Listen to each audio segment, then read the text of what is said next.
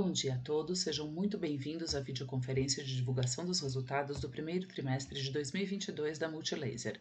Antes de iniciar, gostaríamos de informar que, devido a um problema técnico, os primeiros minutos da conferência não foram gravados e estão narrados aqui pela intérprete que fez a tradução para o inglês com base nesse áudio da gravação da teleconferência.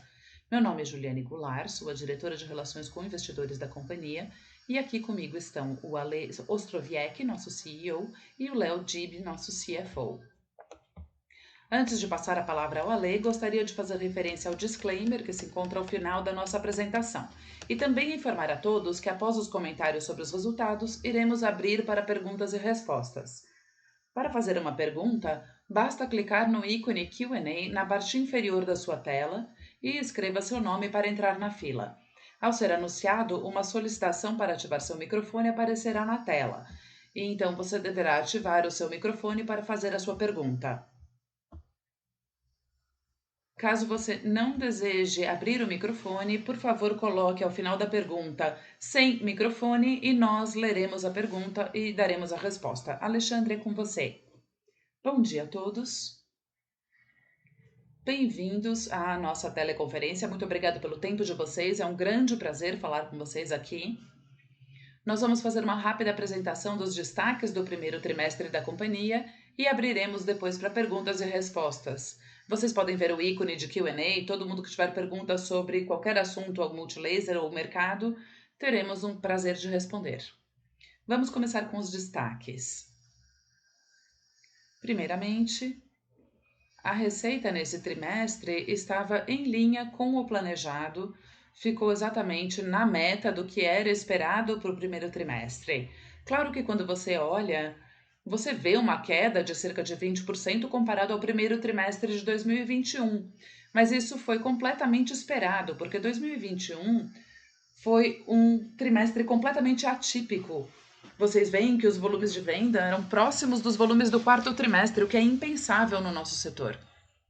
Em 2021, no primeiro trimestre, nós saímos de 2020 com um backlog de pedidos de mais de 700 milhões. E uma fila de pedido, backlog de vendas. Vocês viram o que aconteceram na pandemia, a falta de fornecimento, explosão do consumo, as linhas de pedidos, as filas de pedidos gigantescas vendendo tudo que chegava. Então a gente fechou o ano com um backlog de 700 milhões, os pedidos entraram, nós começamos a faturar e não é uma boa base de comparação de um trimestre para o outro. Para fornecer uma base de comparação mais longa, o primeiro trimestre de 2020 comparado ao trimestre que acabamos de fechar, nós crescemos 114% comparado ao primeiro tri de 2020. A receita está em linha com o que planejamos para o ano, para entregar um crescimento nos low double digits, como nós costumamos falar.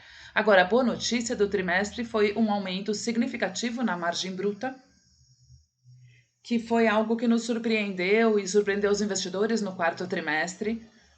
Foi assunto de discussão no call, teve uma conversão de margem muito grande. Nós explicamos na época que o boom de consumo do pós-pandemia tinha encerrado, o varejo estava com um excesso de estoque, a Black Friday não aconteceu, o Natal não aconteceu, a Multilaser estava reduzindo os preços com as pressões das margens comprimidas para entregar receita, e nós mencionamos no trimestre que nós esperávamos um aumento leve de margem nesse trimestre, e esse aumento pequeno acabou sendo uma melhora robusta de 21% para 28%. Não é o pico de margem bruta que nós tivemos no auge da pandemia, ainda existe espaço para crescer, mas a gente fica feliz de ver essa recuperação. Como vocês vão ver mais tarde, a principal razão para essa margem foi um mix de produtos melhor, com produtos mais saudáveis comparados aos outros produtos, tanto em termos de produtos quanto os clientes. Houve uma migração, eu vou mostrar os números nos próximos slides, mas uma migração de vendas de grandes varejistas com margem comprimida, passando para varejistas pequenos e médios e para consumidores finais através do e-commerce. A margem líquida também teve um aumento significativo, nós melhoramos em termos de lucro, e a margem líquida aumentou 5,4 pontos percentuais, mas muito disso se deve à variação cambial, que melhorou, e teve um impacto positivo para a Multilaser, para o bottom line da Multilaser. E por fim, a gente fica muito feliz de ver que as parcerias que nós fechamos, os novos negócios estão indo muito bem. Toshiba com as telas está indo muito bem. A VAX, que nós vamos ver mais tarde. Obabox com as vendas por e-commerce. Expat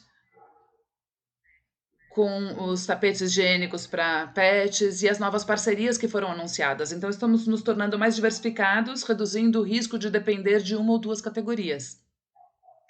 Vamos dar uma olhada na receita líquida, nós estamos crescendo. Podemos ver aqui 27% e olhando o trimestre contra trimestre, podemos ver aqui uma queda de 22% comparado ao quarto trimestre, que é completamente normal. O primeiro trimestre é sempre em torno de 25%, de 23% a 27% no primeiro trimestre, de 23% a 27% abaixo do quarto trimestre. Claro que é muito diferente do ano passado, mas é um evento atípico. No primeiro trimestre de 2021, a receita foi basicamente a mesma que no último trimestre do ano. Isso não existe. A sazonalidade é muito forte na nossa indústria, com a Black Friday, o Natal, no quarto trimestre. Então, isso é um efeito do backlog da pandemia. As margens também se recuperando, o que é bom, 21% passando para 28,4%, ainda abaixo do pico, mas existe espaço para recuperação de margem. Nós estamos felizes de ver que os negócios estão mais saudáveis em termos percentuais. O EBITDA teve uma melhoria também, de cerca de 1% comparado ao quarto trimestre. Passamos de 1,53, saindo uma queda leve em valores absolutos, devido a uma receita menor, mas a margem está mais saudável, como vocês podem ver. E o lucro líquido, como mencionamos, melhorou comparado ao quarto trimestre, passou de 12% a 17,5%, que é uma recuperação muito boa. Claro que tem o efeito cambial aqui também. O dólar a 5,5 caiu para 4,7 e em 4,7 todas as nossos passivos dolarizados teve uma remarcação no nosso balancete e se tornou uma receita financeira, mas é devida à variação cambial. E aí tem a pergunta se isso vai ser revertido em margens mais baixas? Não necessariamente, porque o dólar americano voltou a subir de certa forma. Então, no segundo trimestre, o dólar está subindo. Então, nós não sentimos pressão cambial dos clientes perguntando agora com 4,70 eu quero um desconto. A gente não vê isso em relação à questão cambial. É um ganho para a companhia, mas é um ganho cambial, um ganho de câmbio na linha de receita financeira. É importante mencionar que a gente aproveitou esse trimestre para reduzir a nossa exposição ao dólar com os fornecedores estrangeiros. Se vocês olharem o cash burn, houve algum cash burn, mas nós fizemos isso para pagar fornecedores que não entram na dívida líquida. É claro que não é uma obrigação bancária, mas é uma obrigação, é um passivo para a companhia e nós começamos a pagar isso com o dólar abaixo de 5. Então foi uma vantagem quando o dólar voltou a subir. Não foi especulação, foi uma política. Nós conseguimos descontos com os fornecedores para conseguir fazer o pré-pagamento de algumas contas, mas no fim foi favorável. O dólar caiu um pouco e depois subiu de novo, então acabou sendo bom para nós. Então ficamos muito felizes, claro, com o lucro líquido e a porcentagem, que foi acima do quarto trimestre. Agora, olhando para os canais, o movimento mais importante que nós vimos aqui, nesse trimestre, foi o derretimento dos grandes varejistas. Vocês veem de baixo para cima, o segundo item, em azul claro, são os grandes varejistas que estavam consumindo cerca de 15% da nossa receita, passaram para abaixo de 10%. E os varejistas estão sofrendo, eu tenho certeza que vocês acompanham os títulos dos grandes 4 varejistas do Brasil que sofreram bastante nesse período, em preocupações com lucratividade, giro de estoque, as vendas caíram, houve muita reclamação de consumidores, menos consumidores nas lojas e os grandes varejistas se concentraram mais no e-commerce. E aqueles que se concentraram no e-commerce saíram bem, mas as lojas físicas foram menos parte do foco dele, perderam em serviços e fornecimento. Alguns dos grandes varejistas sofreram, e isso se refletiu nas nossas vendas, porque nós tivemos um selling forte no meio do ano passado, no terceiro trimestre. No quarto trimestre, tivemos algumas vendas na base de promoções, como vocês viram no último call, e o giro de estoque ficou abaixo do esperado. Então, esse trimestre foi uma ressaca do varejo, recomprando muito pouco, e a nossa porcentagem da participação de grandes varejistas caiu. Por outro lado, vocês podem ver que os pequenos e médios varejistas com margens mais saudáveis aumentaram de 28% para quase 23%. Então, os pontos que nós perdemos com os grandes varejistas passaram para os pequenos varejistas. Não foi uma troca ruim para nós. Vimos muitos sellers em marketplaces pequenos, com uma estrutura enxuta, outros com serviço físico de alta qualidade também ganhando participação, e é uma das razões pelas quais a nossa operação se tornou um pouco mais saudável. A Multilaser é muito forte no atendimento a pequenos e médios varejistas. Outro destaque: nas outras linhas estão equilibradas a parte de governo, provedor, corporativo, e houve um aumento significativo na parte de vendas direto ao consumidor e e-commerce. 6,5% da nossa receita em termos de margem bruta é ainda mais. É uma estimativa bruta que eu posso dar de cerca de 10% da nossa margem já vindo de vendas direto ao consumidor no e-commerce. É da nossa operação da Multilaser, o nosso próprio site, nossas vendas em marketplace e as vendas da Obabox, a empresa que nós compramos no ano passado, que está fazendo um ramp-up exponencial. Todos os meses a Obabox faz 20% mais do que no mês anterior. Então, ficamos muito animados com isso, com as vendas direto ao consumidor são muito mais saudáveis, é claro. E existe a cadeia de fornecimento. E estamos trabalhando forte com o portfólio exclusivo para esse público. Nós não temos conflito de canais, nós temos os itens certos, itens específicos para o varejo e itens exclusivos para o nosso e-commerce. Então é um mix de produto mais saudável e um cenário positivo para a companhia.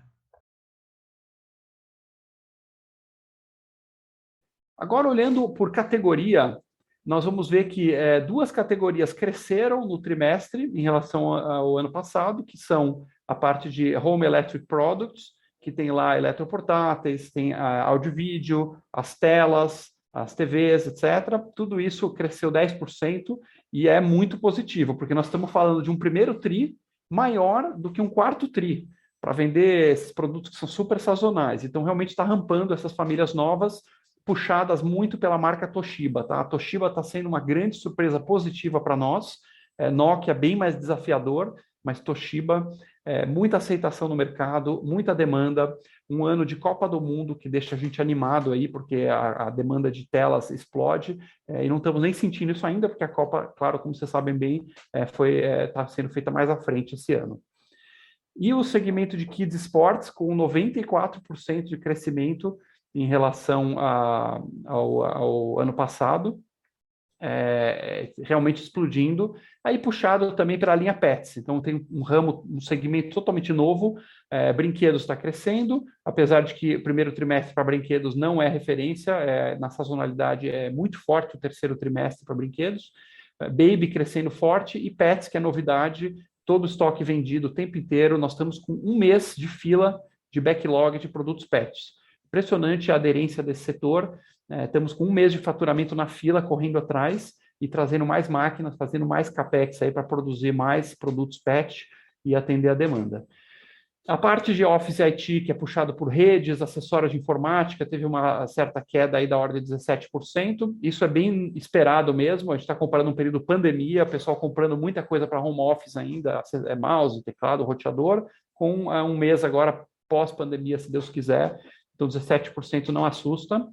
O que assusta, sim, que é um ponto de preocupação, é a linha de mobile devices, que caiu 45%.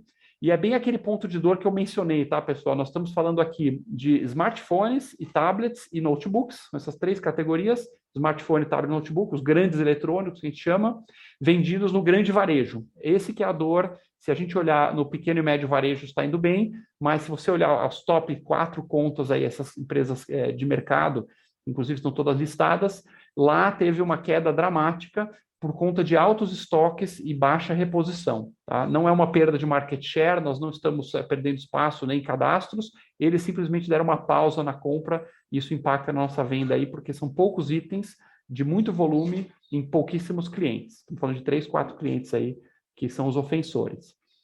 Por outro lado, a margem bruta, se a gente olhar, foi uma das melhores. Depois de Kids Sports, que é uma margem bem saudável mesmo, você vê Kids Sports na casa de 41%. São produtos leves, produtos que não têm tanta agressividade de competitividade no mercado, né? Brinquedos, que a gente tem exclusividade, produtos baby, etc., pets, é a maior margem. Em segundo lugar, foi justamente, curiosamente, foram os mobile devices. E aí, puxa, mas se está tão ruim assim no varejo grande, da onde que veio essa margem? E a resposta é basicamente governo. O governo foi um pouco menor que no ano passado, em faturamento, mas historicamente a margem de governo ela é levemente superior à margem no varejo. Então o mix melhor explicou isso aí. Office IT Supplies, com uma margem de 23%, e Home Electric Products 29%, acho que é uma margem saudável também, especialmente levando em conta que tem tela aí. Tela é um negócio bastante brigado, e fazer 29% está dentro da nossa expectativa. Vamos passar brevemente aqui a evolução das categorias, só para a gente ter uma noção. Quando a gente fala de mobile devices, nós estamos crescendo ano contra ano, porém no trimestre nós estamos com uma queda muito grande. Ele vinha faturando bem, note aí que o quarto trimestre cresceu 3%, naquele cenário brigado, então empurramos o produto, fizemos ações, botamos em preço agressivo, só que esse trimestre não houve muita reposição. Por isso essa queda aí, a gente espera que isso vai ser recuperado nos próximos, não tem nenhum motivo para não repor isso aí em algum momento. A venda hoje já está melhor, a gente já está com estoques melhores na ponta, então não é um ponto de grande preocupação, é bem concentrado mesmo. Na parte de Office e IT, a principal linha aí, obviamente, é redes, tá? A nossa linha de provedora de internet, que está bombando. A gente está pau a pau aí disputando o primeiro lugar no Brasil, com uma outra marca de provedor de internet, um negócio de quase 1 bilhão por ano, e estamos bastante animados aí com a possibilidade. Lembrando que nesse ramo, a Multilaser tem uma parceria estratégica com a ZTE, que é uma das duas top do mundo, que tem o maior investimento em P&D, que tem os melhores portfólios de produtos. Então, a gente tem hoje uma superioridade tecnológica. Realmente, o feedback do mercado é que o nosso produto de provedor não dá problema, o cara instala e nunca mais tem dor de cabeça com aquilo. A gente tem crescido e ganhado market share. Aí nós tivemos uma pequena perda aí de venda de 17%, que está totalmente em linha com a sazonalidade, tá? Acessórios de informática, a parte de papelaria, etc. 16% abaixo do quarto TRI é a normalidade mesmo de vendas. Na parte de home products, né, que tem aí telas, TVs, caixas de som, eletroportáteis, linha de saúde em geral, automotivo. Automotivo teve uma certa queda, com exceção na queda no que a gente chama de aftermarket, então menos gente comprando para substituir os seus carros, os sons, mas a gente fez uma venda muito legal, uma parceria com a Toyota, então estamos fabricando para a Toyota sons automotivos. Isso é uma boa oportunidade de abrir outras montadoras. Nós já atendemos a Fiat com bastante sucesso, agora estamos atendendo a Toyota, então estamos investindo em melhorar essa parte. Healthcare é uma linha que tem uma queda de vendas, porque aí você está comparando pandemia versus não pandemia. Então, se você separar healthcare, você vai ter lá os itens pandemia, que é basicamente máscaras, EPIs, oxímetros, e os itens não pandemia, que é o medidor de pressão, o glicosímetro, os termômetros comuns, toda uma linha de produtos. Essa está crescendo de forma bem robusta, estamos já presentes em muitas redes de farmácias, distribuidores, mas tem um hit aí na venda por conta da comparação pandemia. Eletroportáteis crescendo bem, caixas de som crescendo bem e telas realmente explodindo, é uma grande estrela aí do momento, tanto é que a gente está 27% acima do quarto TRI. Realmente é muito forte isso. E por fim, o Kids Sports e Baby, e também Pets, e também o Wellness, a Multilaser é bastante coisa, né, pessoal? Quem investe na gente já sabe que é bem diversificado. Então tem bastante crescimento aí, nós estamos falando aí de 80 milhões contra 40, praticamente dobrou em relação ao ano passado, e 80 milhões versus 96 num negócio que é super sazonal é excelente. O primeiro TRI fazer quase, quer dizer, 18% abaixo do quarto TRI, nossa, golaço. Brinquedo, por exemplo, não se vende no primeiro TRI, é um negócio de terceiro TRI brinquedo, é o Dia das Crianças, depois no Natal só vende mais um pouco. Então, estamos bem felizes com isso, apesar da sazonalidade, está bem em linha aí com as metas e batendo meta todas essas categorias. E por fim, pessoal, para a gente poder passar depois para o Q&A, os 4 destaques que eu selecionaria aqui, vamos lá. Em primeiro lugar, nós fechamos uma nova parceria estratégica. Vocês já sabem que a gente tem a parceria estratégica com a ZTE em provedores, nós temos com a Toshiba em telas, nós temos com a Nokia em smartphones.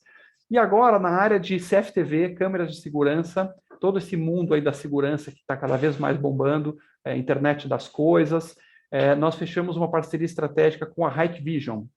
Hikvision é uma gigante chinesa, uma das 2 maiores do mundo nesse ramo de CFTV, presente em praticamente todo o planeta, com uma capitalização da ordem de 50 bi, tá? Uma empresa de 50 bi de dólar, realmente muito boa. E ela já estava no Brasil, se não me engano, há uns 10 anos, fabricando no Brasil, distribuindo, já tinha operação própria.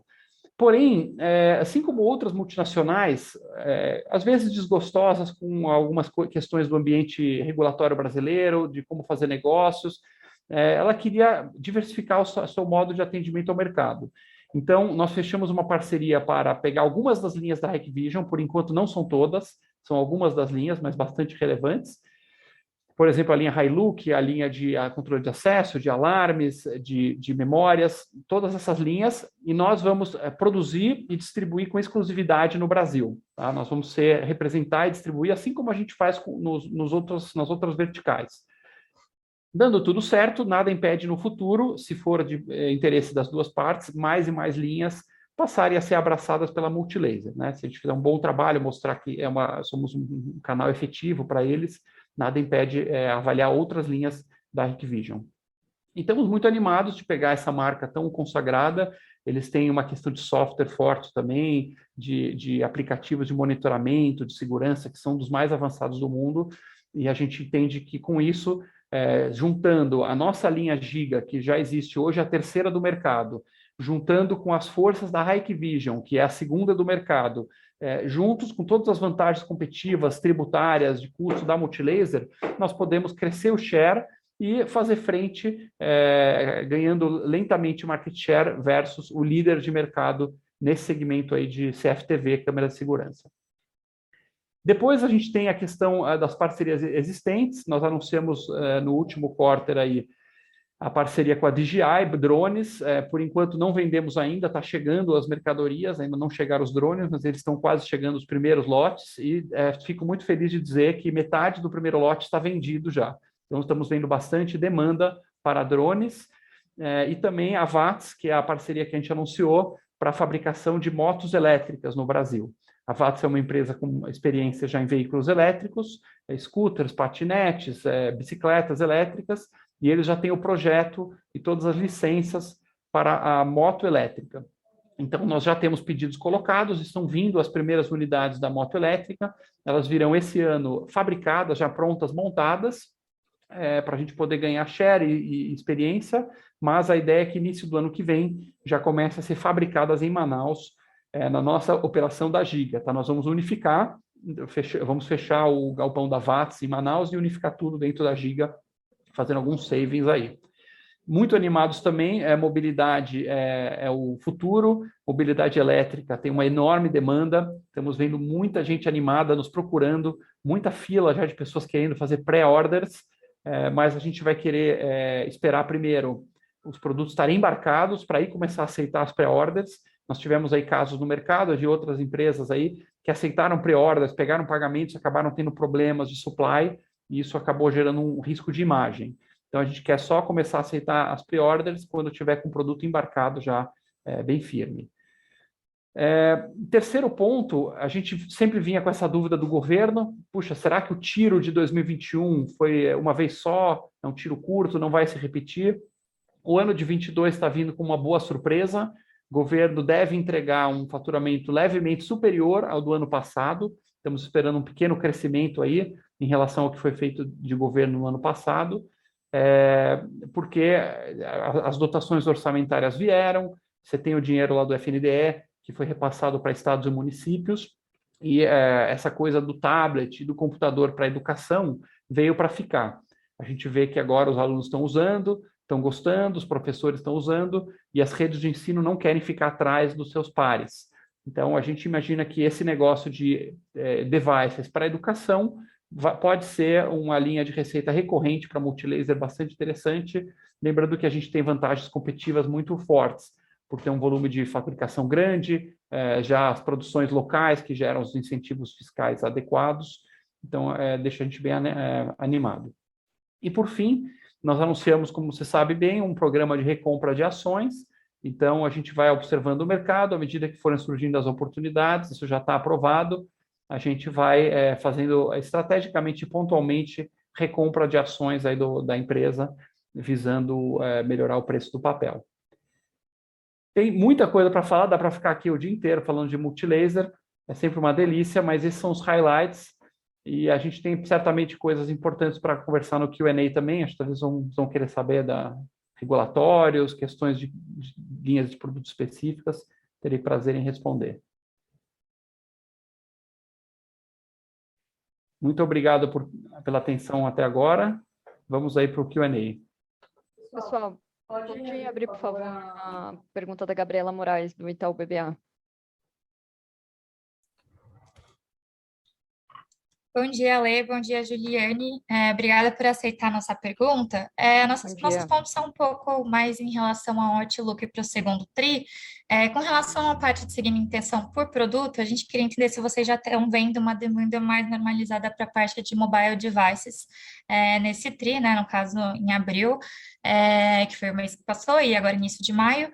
E também em relação à parte de canais, a gente queria entender se vocês também estão vendo alguma normalização, alguma aceleração da parte de vendas para o grande varejo. É isso do nosso lado, pessoal. Obrigada. Sim. Obrigado pela pergunta. Quem quiser também pode colocar nos comentários, tá? Já temos aqui do André, do Marcelo e do Antônio. Temos 3 perguntas aqui no chat, e eu já vou também lendo direto do chat. Então, eu adoraria dizer que sim, mas nós não estamos vendo muita aceleração. Nós estamos vendo ainda o mercado bem retraído no grande varejo, demanda de celulares difícil. Por enquanto, eu adoraria dizer que foi só um trimestre e que agora o segundo trimestre vai ser excelente. Vai ser um pouco melhor do que o primeiro, mas não está tendo uma grande aceleração, não. A gente vê o consumidor bem retraído e o grande varejo ainda comprando bem, colocando poucos pedidos. Super claro, Ale. Obrigada. Seguindo aqui, deixa eu passar aqui a do André Salles. O que é? A Dani está ali? Pode abrir, então. Gente, pode abrir o da Dani, por favor.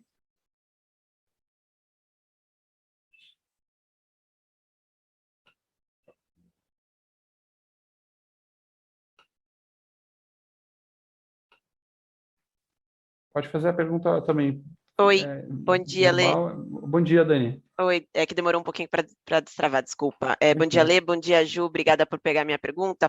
Tem algumas. A primeira é até uma questão um pouco desse follow-up de crescimento, mas na verdade por conta do contexto que você colocou ali no release, de que está em linha com o planejado, as expectativas iniciais, eu acho que eu lembro que vocês ainda esperavam ter crescimentos consecutivos anuais, né? Então é meio que checar se vocês ainda veem espaço, e eu imagino que possa vir muito também por conta dessas novas linhas, né, que deveriam impactar, acho que mais o segundo semestre, e também essa questão do governo, mas só queria, enfim, fazer um double check aí dessa questão do crescimento para o ano.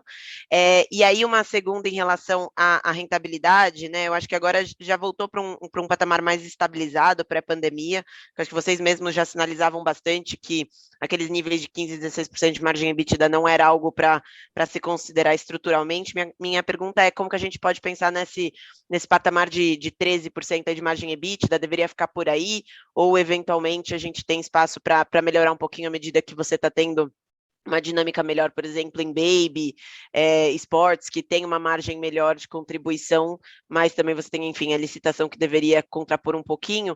Se eu puder abusar aqui e fazer uma terceira, queria entender como que vocês estão vendo essa questão da disrupção de oferta, né? Vocês comentam como algo até marginalmente positivo, no sentido de que os varejistas estão preocupados em garantir estoque frente a esse risco, mas eu queria saber do lado de vocês, se vocês estão sentindo algum tipo de falta de produto ou um atraso maior do que já vinha acontecendo por conta disso. Acho que são essas. Obrigada. Pode fazer 3, que tem a promoção aqui. Aqui no Multilaser faz 2 e leva uma de graça aqui. Então, pergunta, tem até a promoção. Vamos lá. Vamos de trás para frente. Nós estamos agora vendo um recrudescimento aí da pandemia na China, com alguns fechamentos de alguns portos, por exemplo, Shenzhen, Xangai em algum momento, tem a questão da guerra na Ucrânia. Hoje já tem alguns fornecedores que estão dificultando bastante a compra de componentes-chave. Então, atrasando embarques. Nós estamos antecipando alguns pedidos também para poder comprar, por exemplo, com a parte provedor, nós estamos comprando já 8 meses para frente a parte de chips de computador, você só consegue comprar para 2023 agora, já não dá mais para colocar pedido para 22. Então, na margem, historicamente, quando falta componente, é mais bom do que ruim para multilaser. Então, a gente até gosta... se não for uma falta catastrófica, obviamente, né? Se acaba 70% do supply acabar, machuca a nossa primeira linha. Mas se fica essa dificuldade de comprar, o mercado começa a ter menos produto, isso é muito bom para nós na margem, que acaba tendo menos pressão de preço.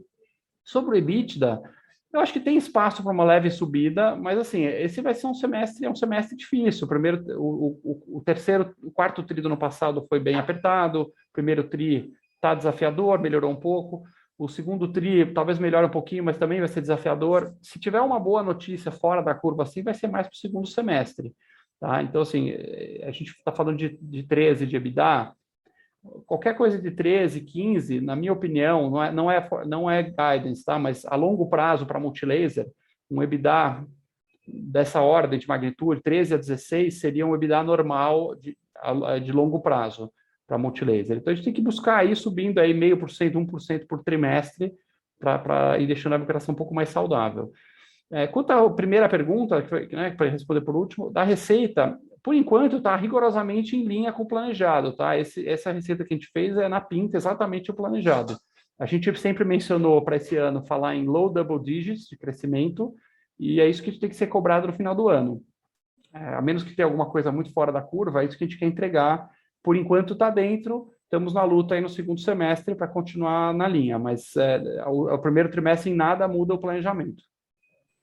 Excelente, obrigada, Lê. Era isso, obrigada. Algum outro aberto? Então, vamos passar para os do chat aqui. Do André Salles, aqui do UBS. Sobre o backlog do ano anterior, de 700 milhões, o quão acima dos níveis normais eles eram, né? Eles estão, quer dizer, como eles eram. Como vocês estão vendo o sellout dos grandes e pequenos varejistas nos próximos meses? Pega um pouco daquela primeira pergunta. Historicamente, a gente vinha de um backlog de 40 milhões. Tá? O número normal de anos, aí, que eu sempre acompanhei isso aí, é 40 milhões de backlog para uma empresa que faturava 2 bi. Então, extrapolando para a realidade de hoje, esses 40 milhões seriam da ordem de 120, 130 milhões, que é exatamente o que a gente tem hoje. Tá? Nós estamos aí sempre oscilando de 100 a 150 milhões de backlog. Então, nesse sentido, está super em linha com o que era 2018, 19, 17, etc. Que é o normal, sempre tem pedido chegando, coisa para faturar, fabricar e tal. Estamos falando aí de uma semana de vendas, né, esse backlog. Em dezembro de 20, a gente estava com 700 milhões. Então, mostra aí esse gap que teve durante a pandemia, chegou o primeiro tri e aí começou a faturar, tudo que chegava, faturava. Daí que veio aquele número tão bom. O sellout dos grandes e pequenos varejistas, hoje, assim, os encalhes estão muito melhores, tá? Junto com a área de trade, que é a nossa diretoria aqui de trade marketing, nós temos, não sei se vocês lembram da época das apresentações todas da empresa, nós temos um sistema até bastante sofisticado para acompanhar o giro na ponta. Nós temos um software chamado Radar Trade, que ele é criado pelo nosso departamento de TI. Então, nós integramos o nosso sistema com os estoques de centenas de varejistas e, semanalmente, a gente recebe o estoque do cara e o giro da semana. Estoque, giro, estoque, giro. E a gente roda essa informação, gera uma cobertura semanal, né, uma cobertura em semanas, e aí separa entre encalhe, giro normal e escassez. Escassez vai para o vendedor fazer reposição, o encalhe, a área de trade, recebe essa informação e faz ações.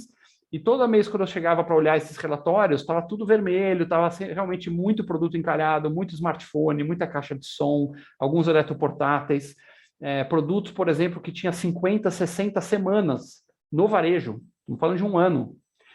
E hoje o nível de encalhe baixou muito, tá? Produtos assim acima de 1 milhão no alerta vermelho tem 1 ou 2 só. Então realmente melhorou. Mas eu não vejo o varejo tão animado para puxar grandes volumes. Adoraria agora que ele falasse, pô, baixou meu estoque, vou puxar um monte e apostar. Eles não estão apostando, eles estão comprando da mão para a boca, vendeu, compra um pouquinho, vendeu, compra um pouquinho. Eu atribuo isso, no caso dos grandes varejistas, há uma preocupação bem saudável aí, talvez entregar, né, resultados melhores, a fluxo de caixa, a rentabilidade, sofreu muito o papel desses varejistas nos últimos meses, então eles estão bem mais seletivos aí na compra.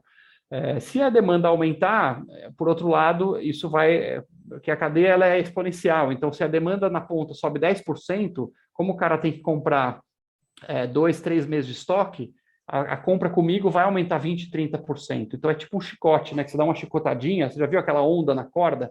Quando você faz assim na corda, ela dá uma onda, e quanto mais longe do momento que você faz assim na corda, maior vai ficando a amplitude da curva. Assim funcionam as cadeias de suprimento do nosso ramo.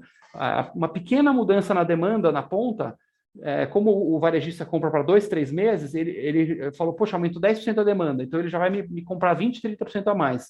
E eu, com o chinês, vou comprar também 7, 8 meses. Então, a boca do jacaré é muito grande quando chega mais perto da origem do supply. Então, podemos ter boas surpresas aí mais para o segundo semestre. Por enquanto, está em linha. Passando agora para o Marcelo, do Fundamentos. Bom dia. Vocês acham que conseguem ser competitivos na exportação, mesmo sem benefícios tributários em outros países? É uma ótima pergunta, Marcelo. Nós estamos indo bem com exportação, tá? Nós estamos vendendo já em Uruguai, Argentina, temos pedidos já para Colômbia, para México, para Portugal. E a Multilaser, sem dúvida, ela se utiliza dos benefícios normais de mercado para algumas categorias, especialmente os eletrônicos, a informática. Assim como todo o mercado, né? Nossos concorrentes diretos, sejam brasileiros ou multinacionais, todos têm os rebates, os incentivos fiscais normais. Então, a cadeia tributária é 40% de imposto, com todos os incentivos cai para 25%, por exemplo. Né? Então, todo mundo tem isso, é uma questão de mercado. Mas nós temos muito sucesso também em diversas verticais que não têm incentivo fiscal nenhum. Por exemplo, nós somos líderes de mercado em acessórios de computador, não tem 1 centavo de incentivo fiscal, isso é importação.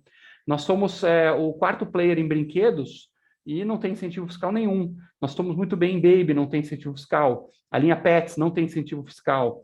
A linha de papelaria, a linha de eletroportáteis. Então, assim, a Multilaser é uma máquina de lançamento e distribuição de produtos. Esse é o nosso DNA. Nós tentamos fazer isso com excelência, com softwares proprietários criados dentro de casa para a gente ter uma operação excepcional. E essa é a nossa vantagem competitiva. Eu sei que tem muita desconfiança e dúvida por parte de investidores que ficam com aquela fantasia, né? Vocês são um negócio de incentivo fiscal, então por isso talvez não é tão interessante. Mas esse investidor que talvez esteja sendo apressado a olhar nosso negócio, ele não está vendo uma série de verticais que são, inclusive, a maioria esmagadora dos nossos SKUs. Tá? 90% dos SKUs da Multilaser, dos nossos 6 mil SKUs, 90% deles não tem incentivo fiscal e nós vamos muito bem, obrigado. A gente tem incentivo naquilo que é obrigatório ter incentivo, porque senão você está fora do jogo. Mas o tempo dirá, tá? A exportação está rampando, ainda ela é muito pequena para o todo, mas a meta esse ano é dobrar o faturamento de exportação. Então, vamos ver aí o que vai acontecer. Para ser bem sincero, eu tenho menos medo, Marcelo, da questão do incentivo tributário, isso não me preocupa, e mais medo da questão de ser um ambiente diferente. Então, certamente, a Multilaser funciona muito bem no Brasil. Será que esse modelo de distribuição, esse tipo de produto, funciona tão bem assim no México, em Angola, em Portugal? Isso é o que nós veremos. Beleza. Temos aqui o Antônio Marcos. Bom dia, parabéns para toda a equipe, pelos resultados. Estou entusiasmado com a diversificação da Multilaser nos mais variados ramos. Mas, por outro lado, me preocupa a possibilidade de se perder o foco. Há algum estudo para, no futuro, fazer uma divisão de negócios? Parabenizar também pelo movimento de reduzir passivo circulante com o caixa elevado. Mas indago se esse movimento pode vir também para dívidas caras, para melhorar o resultado financeiro. Perfeito. Vamos separar em duas questões. Primeira pergunta, será que nós estamos reduzindo o passivo em dólar com dívidas caras? Felizmente não, Antônio, felizmente não. Nós baixamos bancos também no trimestre, se eu não me engano, em 120 milhões. É isso, pessoal? 150. Perdão, 150 milhões. Então, esse trimestre foi um trimestre de redução de passivo, pagamos 150 milhões de banco, mais alguma coisa perto de meio bi de fornecedor, certo? 400 milhões de fornecedores estrangeiros. Então, 550 milhões de redução de dívida num dólar bastante interessante. Então, acabou sendo bom. Sobre a questão do foco, essa é uma pergunta recorrente. E, assim, a Multilaser foi estruturada para ser como se fosse um conglomerado de várias unidades de negócio. É como se as pessoas que decidirem nos honrar aqui investindo na nossa empresa, é como se ela estivesse investindo em 15, 20 diferentes consumer goods companies. 15, 20 diferentes empresas de consumo. Você poderia pegar e botar o dinheiro numa empresa de acessórios, de computador, numa outra empresa de pets, numa outra empresa de produtos baby, ou uma outra de roteador. Você poderia investir em 15, 20 empresas. Quando a pessoa opta por investir na Multilaser, ela é basicamente investindo nessas 15 a 20 empresas de consumo, só que no mesmo CNPJ. A gente acredita que no Brasil, devido às questões de como o Brasil funciona, ambiente de negócio, etc., é mais eficiente uma única empresa, um único CNPJ, que consiga consolidar a logística, importação, distribuição, back-office, uma série de áreas comerciais que são compartilhadas, promotor, quer dizer, tudo consolidado, compartilhado, acaba gerando mais valor do que empresas independentes duplicando custos. Nesse sentido, certamente a Multilaser, o back-office e todas essas áreas compartilhadas têm que atender todo mundo. Mas, quando você fala de cada negócio em si, todos os departamentos que têm a inteligência do negócio, eles são compartimentalizados e independentes. Então, a gente funciona na base de business units, unidades de negócio independentes. Tem um head, tem uma equipe de marketing, tem uma equipe de produto, tem uma equipe de engenharia, tem uma equipe de design. Então, existe lá em cada business unit, vamos dizer 15, 20 pessoas, varia bastante, tá? Mas 15, 20 pessoas, como se fosse o cérebro de uma empresa inteira montado só pensando naquele negócio. É por isso que a gente consegue plugar diferentes unidades de negócio e funcionar bem. Se vocês me fizerem uma pergunta específica, bem profunda de cada business unit, é de se esperar que eu não vou saber responder. Se eu souber responder, quer dizer que alguma coisa está errada, porque não existe nenhum negócio do mundo que um CEO vai entender de cadeirinha de bebê e de roteador e de tablet no detalhe. Mas nós temos o time com o head, né, o diretor da área, que responde por isso. Então, é isso que é a natureza da Multilaser, por isso que faz a gente diferente, mas, por enquanto, temos ficado bem satisfeitos com os resultados. Aí tem sido acima da média de quem investe só em pure players, né, em empresas especializadas. Seguindo aqui com o Matheus, da Argúcia. Bom dia. No último call de resultados, vocês mencionaram que o estoque de vocês foi comprado com dólar superior a 5, enquanto o dólar chegou a bater 4,70. Houve algum ajuste nos preços de venda e como impactou a margem da companhia? Perfeito, Matheus. Felizmente, como a queda do dólar foi relativamente rápida e voltou, por enquanto não teve reajuste baseado nisso, tá? Então, a gente não tomou um hit ainda, uma porrada no giro do produto na margem bruta devido a câmbio. O Roberto Gomes, investidor aqui, pessoa física. Robério Gomes. Bom dia. A qualidade dos produtos melhoraram consistentemente nos últimos anos, porém ainda existe certo estigma perante os consumidores de que são produtos mais frágeis, de menor durabilidade, perceptível em comentários de redes sociais e avaliações nos marketplaces. Existem planos para melhoria da imagem da marca perante o público? Sim, ótima pergunta. Certamente do passado tem alguns ranços, tá? Nas nossas pesquisas de saúde de marca mostram que a nossa marca é bastante conhecida e bastante respeitado em alguns públicos, mas sim, tem alguns ruídos aqui e ali. Nós estamos fazendo agora um trabalho de repaginação da marca muito forte. Nós vamos encurtar um pouco o nome da marca. Eu vou divulgar isso em breve, qual vai ser exatamente o plano.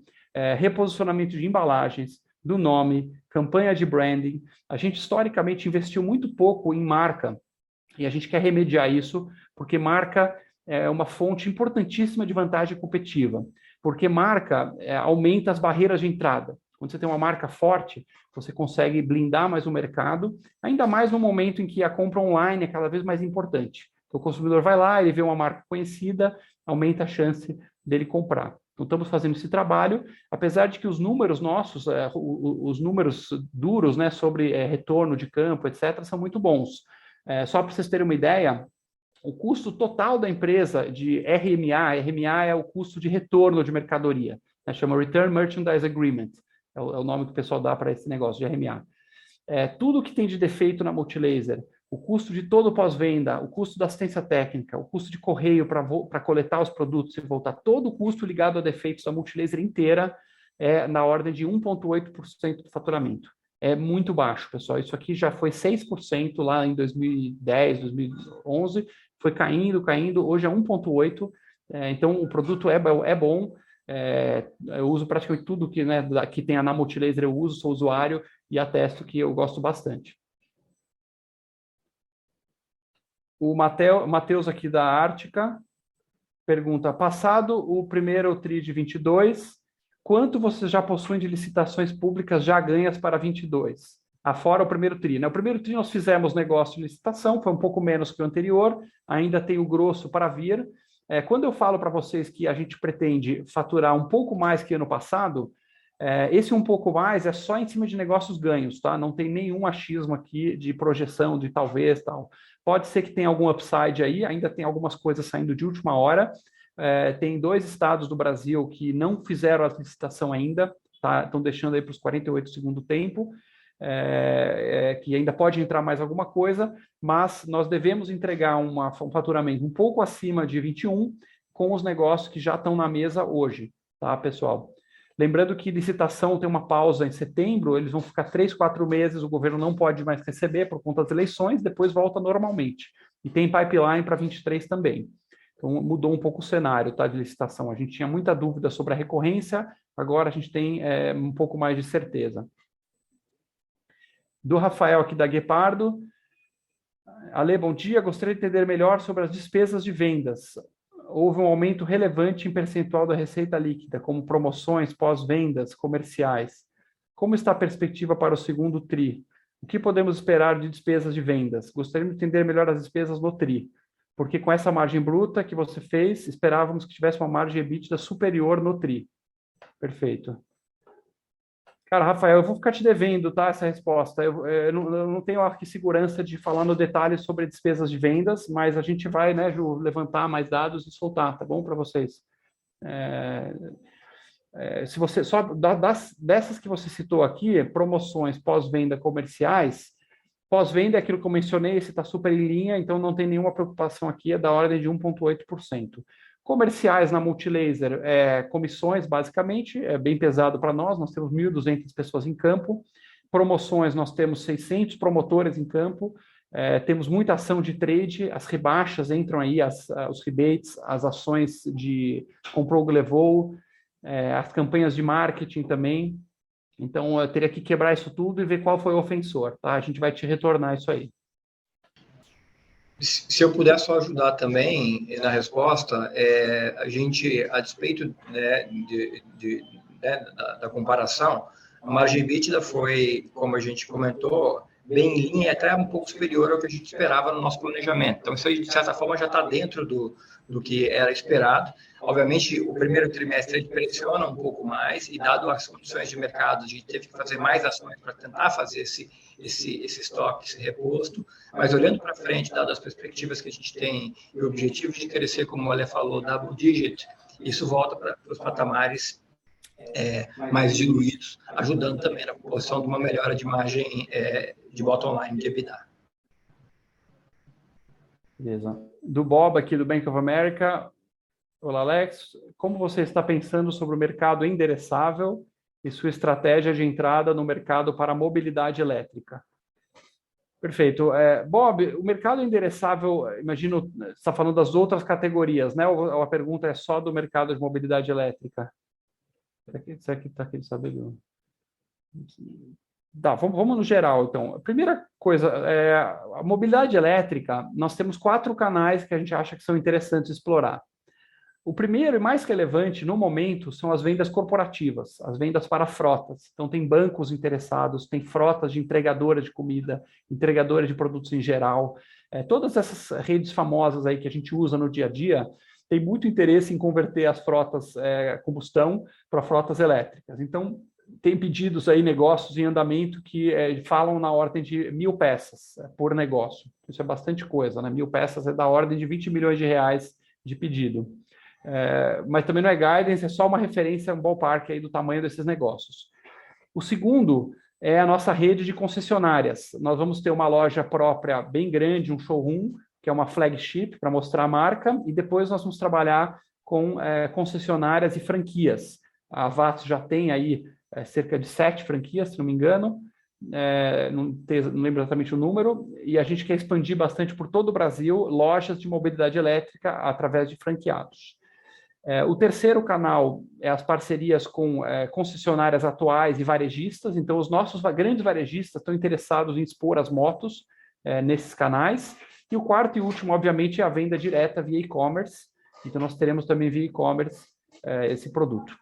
É muito sensível à questão do pós-venda, da assistência técnica. Então, a equipe da VATS está muito focada em deixar isso bem estabelecido. Sobre o mercado endereçável no geral, a gente tem uma participação muito baixa ainda em diversas categorias, então a gente vê muito espaço para crescer. Em smartphones é da ordem de 5%, em televisores é menos de 2% de market share, em eletroportáteis é menos de 8% de market share. Então tem muitos negócios de bilhão que a gente tem espaço para rampar e crescer. E a gente está apostando muito em crescer em cima de eventuais saídas de concorrentes que estejam muito endividados, empresas multinacionais desgostosas com o ambiente de negócio do Brasil, muito querendo talvez passar a operação para alguém ou diminuir suas operações aqui.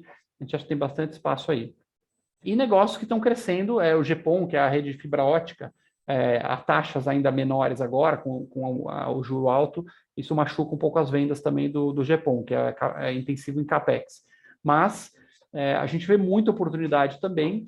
Eu destaco aqui um negócio que eu não mencionei ainda, um modelo de negócio que nós temos já várias propostas rolando, que o pessoal chama de turnkey, que é o seguinte: em vez de eu vender os equipamentos de GPON, que é a fibra ótica, a ONU, a LT, esses equipamentos para o provedor, eu faço a venda do equipamento, mais os passivos óticos, que são aquelas caixas que vão no poste, todos os equipamentos acessórios, mais a mão de obra, então pega parceiros no Brasil, e a gente instala, constrói a rede para o cliente. Então ele fala assim, eu quero fazer a fibra aqui de bairro tal de Sorocaba, preciso aqui de 100 milhões de reais de equipamentos e mão de obra e tudo.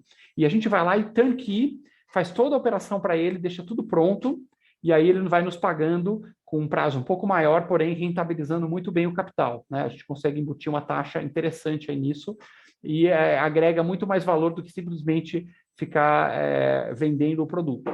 Então, esse negócio de provedor está vindo novos bids nesse sentido, uma solução mais completa. Isso também é uma possibilidade de crescimento grande. Seguindo aqui com o Marcelo, voltando aqui para o Marcelo, outra pergunta. Sei que a empresa admira a cultura da Netflix. Gostaria de saber qual a estratégia para manter uma alta densidade de talentos na companhia. Legal, Marcelo, adoro esse tipo de pergunta. É raro aí. Muito bom.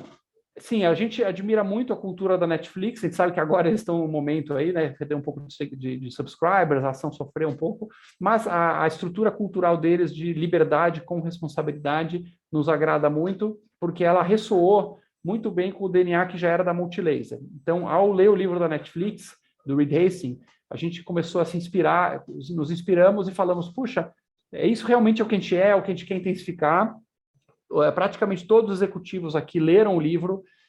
Nós temos aqui os 7 valores da Multilaser muito fortes, que é liberdade e responsabilidade, quem decide, zero burocrata, zero preconceito, produtividade. Então, esses valores, a gente faz muitos vídeos e conversas e rodas com os colaboradores para falar disso, cafés com o CEO, que eu passo nas áreas, 2, 3 por mês, escutando os colaboradores, o que a gente está vivendo corretamente e não corretamente dos valores. E ela é baseada em 3 pilares, como você bem disse, né, essa estratégia. 1, adensar talentos. 2, franqueza total. E 3, destruir as regras e controles, né, e as burocracias. Essas 3 coisas juntas que podem formar essa cultura que a gente quer. O adensar talentos, basicamente, a gente precisa fazer a pergunta fundamental que o Reed Hastings ele recomenda, que é o Keeper Test, né? A pergunta que ele chama, como é que eu vou saber se eu vou manter pessoas no time? É o Keeper Test. Keeper Test, né? Não sei como traduzir isso aí direito. É o teste de manutenção. Você pergunta, poxa, se esse cara saísse hoje, se ele pedisse as contas, quanto eu lutaria por ele? Quanto eu ficaria desesperado? Será que... porque assim, se você perguntar para o gestor, às vezes, numa empresa tradicional, ele vai falar, não, tá todo mundo mais ou menos, ok, ninguém tá ruim, então deixa lá. Mas se você fizer o Keeper Test, será que todos vão ficar? Quer dizer, se o colaborador te procurar e falar, cara, eu vou sair, você fica desesperado? Você luta por ele? Você luta por salário? Sim ou não? Se a resposta é sim, realmente é um talento. Se a resposta é não, talvez não é um grande talento. Então, a gente está instigando nossos gestores a fazer sempre essa pergunta e aí adensar os talentos na Multilaser. Em paralelo a isso, a franqueza total. Eu fico muito feliz de saber que a gente andou muito nessa escala. Eu acho que, assim, toda empresa tem politicagem, é normal tal, mas no caso da Multilaser é muito unânime isso. O pessoal fala, olha, aqui a politicagem é muito baixa, a gente fala o que a gente quiser, a gente fala com qualquer um a qualquer momento. Eu vou no CEO e reclamo de não sei o quê. As pessoas discordam de mim publicamente. Tem reunião de estratégia de business unit que levanta o dedo do analista. Eu dou uma lacrada lá, eu acho que a gente tinha que ir para a esquerda. Aí o analista levanta e fala, Alexandre, eu não concordo com a sua posição por isso, isso, isso. É lindo isso, é maravilhoso. Isso acontece, na real, na Multilaser. E, por fim, a questão da redução de controles e burocracias, que a gente tem muito forte aqui. Né? Não precisa pedir autorização para fazer despesa, não tem horário de entrar e sair, não tem horário não tem home office ou ficar no escritório. A gente deixa as pessoas bastante livres. Não tem dress code, nem por isso alguém chegou pelado aqui na empresa, até hoje ninguém chegou pelado, mesmo não tendo dress code. Então, eu estou bem feliz com essa evolução aí da cultura. Apesar de que isso, normalmente, quando você é um investidor, o pessoal, isso aqui é fluff, é subjetivo, mas eu ouso dizer que essa é a verdadeira fonte de vantagem competitiva, tá? Porque essa é a única coisa que é incopiável. Todo o resto, cara, dá para copiar. A gente comprou uma máquina tal, o cara pode comprar uma máquina tal. A gente lançou um produto tal, o cara lança um produto tal. O que é incopiável é a cultura. Não tem como. Ninguém no mercado tem a cultura igual a nossa, assim como nenhuma empresa é igual a outra, né? Mas eu acredito que a nossa cultura é uma fonte de vantagem competitiva. O Rafael da Lume, bom dia, como está o pipeline para novas licenças? Vocês vêm buscando novas marcas? Essas licenças atuais vêm contribuindo positivamente para a margem de crescimento da companhia? Rafael, sim, nós estamos sempre buscando novas licenças, novos negócios. O mais recente, obviamente, foi agora a Hikvision, que a gente pegou para fabricar e distribuir. Antes dela foi a DJI, antes dela teve a compra da SPET. Estamos sempre buscando novos negócios e temos um pipeline de coisas aí. A Targus também não mencionei, a Targus a gente está distribuindo as mochilas. E como tudo, tem erros e acertos, tá? A parte, por exemplo, de Tommy Tip, que era uma linha de baby, não foi bem. A parte de Rapu não está indo muito bem. A Nokia, resultados mistos, porém a Toshiba está indo muito bem. A DJI, por enquanto, parece bem promissor. E a SPET está espetacular. Então, assim, a gente vai colocando as coisas no portfólio que façam sentido, algumas acerta e a gente expande, algumas erra, tenta errar pequeno e partir para outras coisas. Do Matheus aqui, novamente da Argúcia, você comentou as telas Toshiba, estão com boas vendas. Poderia comentar a diferença de margem nas vendas de produtos de marcas próprias e produtos de marcas parceiras, não necessariamente a Toshiba? Então, Matheus, varia muito, tá? Varia muito isso aí, porque assim, na teoria, a marca global, parceira, deveria ser um pouco menor que a própria. E sim, na média ponderada, sim, a gente tem uma margem percentual maior na marca própria do que na marca estrangeira. Até porque o ticket unitário da marca estrangeira é maior, então o ganho por peça, né, se eu vender um celular Multilaser de R$500, eu vou ter uma margem percentual maior do que vender um Nokia de R$1.500. Mas também é o triplo do preço. Então, mesmo que a margem seja um pouco mais apertada, ainda vale a pena, porque o esforço de venda, né, de entrega, de pós-venda, de fazer uma divulgação no ponto de venda, é unitário por peça. Então, tendo um ganho absoluto bacana, tá bom. Mas tem exceções. A Fisher, por exemplo, a Fisher Price, dá uma margem melhor para nós, na linha Baby, é uma linha que a gente desenvolveu de cadeirinhas, tudo desenvolvimento multilaser, fornecedores multilaser, que a gente licencia e paga royalties para a Fisher. A marca Fisher dá margem mais alta para nós do que a marca Multikids Baby em linha de puericultura. Então, tem exceções aí, varia bastante. A Toshiba, por exemplo, nesse momento está melhor que a Multilaser, mas no início não. Então, oscila bastante conforme as flutuações do mercado. A Multilaser é essa cesta de realidades, por isso que na média a gente consegue ser um pouco mais estável do que um pure player, que teria uma oscilação astronômica aí. Retomando para o Bob aqui, você pode comentar sobre a qualidade do estoque e suas posições em estoque de itens de maior demanda, caso comecemos a ver uma maior interrupção na cadeia de suprimentos. Não, hoje a gente está bem comprado, tá? Eu diria que está até um pouco acima do ideal. A gente costuma ter 1/3 de estoque em casa, liberado em extrema, e 2/3 viajando, ou seja, já embarcados, China, etc. Hoje está ao contrário, nós estamos com 1/3 viajando e 2/3 em casa. Isso está gerando uma série de problemas para nós de logística. Tá? Nós estamos com depósitos alugados, gastando um custo adicional. Gostaria de ver até a gente equacionando isso melhor, tá? Mas do ponto de vista de um shortage, seria maravilhoso. É um bom problema para ter no momento de shortage global. A gente está bastante estocado. E, por fim, do Rafael aqui da EQI, como vocês enxergam a relação entre câmbio e margem bruta? Curiosamente, Rafael, a gente é muito resiliente a câmbio, tá? Se você tem, vamos supor que tem uma maxi desvalorização, como ocorreu várias vezes, tá? Em 2015 teve, em 2020 teve, a cada 5 anos, em média, no Brasil tem uma maxi. O dólar dispara, os preços são imediatamente repassados, porque praticamente tudo é dolarizado, e a nossa margem bruta não sofre muito com isso. Você tem um hit no financeiro do cambial, mas aí não entra na margem bruta. E normalmente a gente está redeado, então é bem leve. Se o dólar começa a cair, e a gente tiver muito estocado, vai repassando para o preço, mas aos poucos. Então, também você consegue rejuvenescer esse estoque antes de ter um impacto na margem bruta. Então, se você olhar o nosso histórico mais longo, você vai ver que 2015, por exemplo, que o câmbio teve aí os 30% de FX, 30%, 35%, nós tivemos uma boa rentabilidade e uma margem bruta estável, tá?